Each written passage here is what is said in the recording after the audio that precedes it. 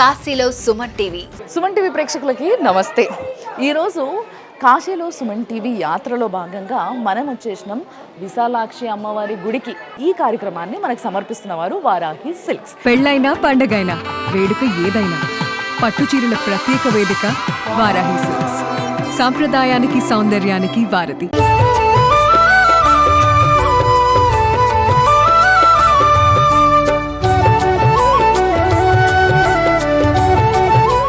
కదా, కనిపిస్తుంది కదా, శ్రీ శ్రీ శ్రీ 108 శక్తి పీఠాల కాశీ విశాలాక్షి దేవి అని చెప్పేసి. యాక్చువల్గా చాలా చిన్న గల్లీలు ఉంది, గుడి కూడా చాలా పెద్దగా ఏం లేదు, చిన్నగానే ఉంది.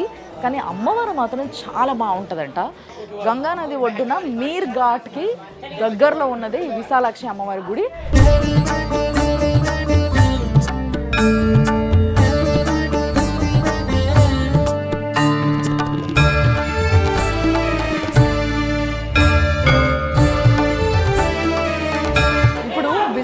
అమ్మవారి యొక్క దర్శనం కోసం మనము లోపలికి వచ్చినాము. ఇది చిన్న గుడి, ఇప్పుడు వరకు నేను చూసిన అన్ని శక్తి పీఠాలల్లో ఇది చిన్నది అని చెప్పొచ్చు. కానీ అమ్మవారిని చూడండి ఒక్కసారి, ఎంత బాగుందో అసలు. ఆ విగ్రహము, ఆ కళ్ళు ఇప్పుడు అర్థం కావాలి మీకు విశాలాక్షి అనే పేరు ఎందుకు వచ్చిందో. ఎందుకంటే చాలా పెద్ద పెద్ద కళ్ళు ఉన్నాయి కాబట్టి విశాలాక్షి అనే పేరు వచ్చింది. ఆదిశంకరాచార్యులు వచ్చినప్పుడు ఆయన ఇక్కడ ప్రతిష్ఠించిన విగ్రహం ఇది. ఆ విగ్రహం వెనకాల అసలు విగ్రహం ఉంటుంది, స్వయంభూ అమ్మవారిది. ఆ అమ్మవారి విగ్రహాన్ని మనకు చూడ్డానికి లేదనమాట. ఇక్కడ శ్రీచక్రం ఉంది చూడండి. మీకు ఏ గుళ్ళో కూడా శ్రీచక్రం ముట్టుకొనియరు, కానీ ఇక్కడ మాత్రం ప్రతి ఒక్కరూ ఈ శ్రీచక్రాన్ని ముట్టుకొని మొక్కుకోవచ్చు.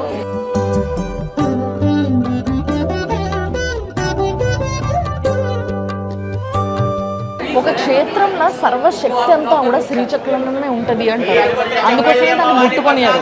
కానీ ఇక్కడ శ్రీచక్రం ముందు అందరూ ముట్టుకునేలాగా ఉందంటే మహాభాగ్యం అనే కదా అర్థం. శ్రీచక్రవాసిని చిన్మయహాసిని శ్రీతజన పాలని పాలయమా. శ్రీచక్రవాసిని చిన్మయహాసిని శ్రీతజన పాలని పాలయమా. చూస్తున్నారు కదా, అమ్మవారి దర్శనం కోసము బయట కూడా చాలా భారీ లైన్ ఉంది, చాలా పెద్దగా ఉంది లైన్ కూడా. సో ప్రతి ఒక్కరు రావడము, దర్శనం చేసుకొని పోవడం. చిన్న గుడి కాబట్టి అమ్మవారు బయట నుంచే చాలా స్పష్టంగా కనిపిస్తుంది. ఈ గుడి వాళ్ళు పిఎం మోడీ గారికి రిక్వెస్ట్ పెట్టారు, ఇది కారిడార్లో కలిపి కొంచెం పెద్దగా చేయాలని చెప్పేసి. ఎందుకంటే రద్దీ ఎక్కువ ఉంది కాబట్టి.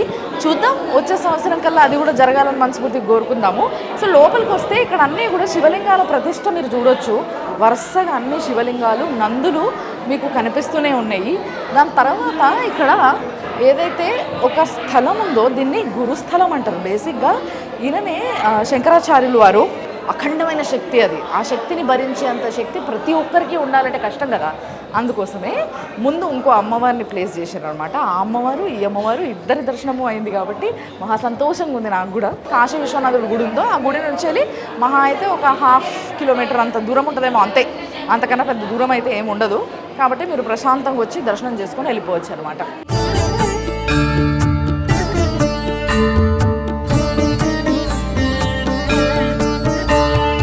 काश्याम विशालाक्षी गौरी मुख निवासिनी, माता का मुख यहाँ निवास करता है। माता यहाँ पर जब काशी का भी निर्माण नहीं हुआ था, ये आनंद कानन वन हुआ करता था। माता तब से यहाँ पर अवस्थित है। माता विशालाक्षी मंदिर में 2 विग्रह हैं। उन 2 विग्रह में पीछे वाली माता हमारी स्वयंभू माता है, जो मूल विग्रह है वो स्वतः उत्पत्ति है उनकी। आगे में चूँकि वो अब स्वतः उत्पत्ति थी, लेकिन अपने हिंदू शास्त्र में मान्यता में है कि किसी भी देव विग्रह की स्थापना श्री यंत्र पर होना आवश्यक है। तो उसको दूर करने के लिए हमारे कांची के शंकराचार्य जी ने 71 में आगे में अम्मा का प्राण प्रतिष्ठा किया। तो इतिहास ने बोल रहा है, पुराणों में है, यहाँ की कथा जो है वो बता दीजिए। राजा दक्ष की पुत्री माता सती जब वह यज्ञ में पहुंचती हैं और पिता से अपने पति का अपमान होने पर वो अपने शरीर का त्याग करती हैं, और उसके बाद भगवान शिव वहाँ पहुँचते हैं और पत्नी को अपना वो स्वरूप में देख करके काफ़ी ज़्यादा ही वो विरह वेदना में आ जाते हैं। इस पर भगवान विष्णु ने अपने सुदर्शन चक्र से माता का खंड खंड किया है, जो जहाँ विभिन्न स्थलों पर गिरा वो हमारे शक्तिपीठ कहलाए हैं। यहाँ माता का मुख गिरा है। दूसरी बात हम ये कहेंगे, जब माता का जो नामकरण हुआ है वो चूँकि माता का नेत्र काफ़ी विशाल था, अच्छ विशालाक्षी, विशाल अच्छ, इससे नाम पड़ा विशालाक्षी। लेकिन यहाँ पर माता का मुख पादित हुआ है।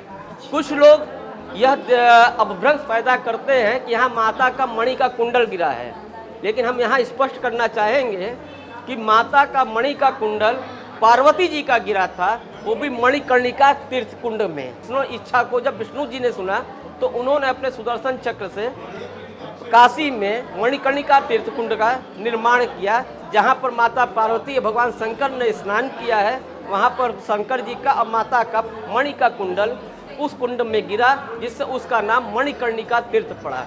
और ये यहाँ पर माता को कौन से पूजा चलते हैं ये रोज, हर रोज कैसे? रोज माता का यहाँ पर 4 पूजा होता है। मॉर्निंग में मंगला आरती अभिषेक के बाद होती है। आफ्टरनून इस समय अम्मा माता का अभिषेक होता है। फिर शाम के इवनिंग के टाइम में माता का आरती होता है, और रात्रि में 11:30 बजे माता का शयन आरती होता है। उसके बाद मंदिर क्लोज हो जाता है कि बाबा विश्वनाथ भोलेनाथ रात्रि में माता यहीं पर शयन करने के लिए आते हैं। యాక్చువల్గా చాలామంది విశాలాక్షి అంటే విశాలమైన కళ్ళు గలది అనే అర్థం వల్ల చాలామంది ఏమనుకుంటారంటే కన్ను పడి ఉంటుంది, ఇక్కడ అమ్మవారి యొక్క కన్ను పడి ఉంటుంది అనే ఒక అపోహలో ఉన్నారు. కానీ నిజానికి ఈ యొక్క స్థలం ఇది శక్తిపీఠం అవ్వడానికి కారణం ఏంటంటే అమ్మవారి యొక్క ముఖభాగం పడ్డం వల్ల ఇది అమ్మవారి శక్తిపీఠం అయింది. కానీ ఆమెకి విశాలమైన కళ్ళు ఉన్నాయి కాబట్టి విశాలాక్షి అని చెప్పేసి పేరు వచ్చింది. అంతేకాకుండా ప్రతిరోజు రాత్రి ఇప్పటికీ కూడా ఆ శివయ్యనే స్వయాన ఆ తల్లిని కలుసుకునేటందుకు ఈ గుడికి వస్తాడంట. ఈ అమ్మవారు కాశీ అనే నగరం బీజం వేసుకోకముందే అమ్మవారు ఇక్కడ ఉండడం జరిగింది. బహుత్ ధన్యవాద్ గురూజీ, థ్యాంక్ యూ.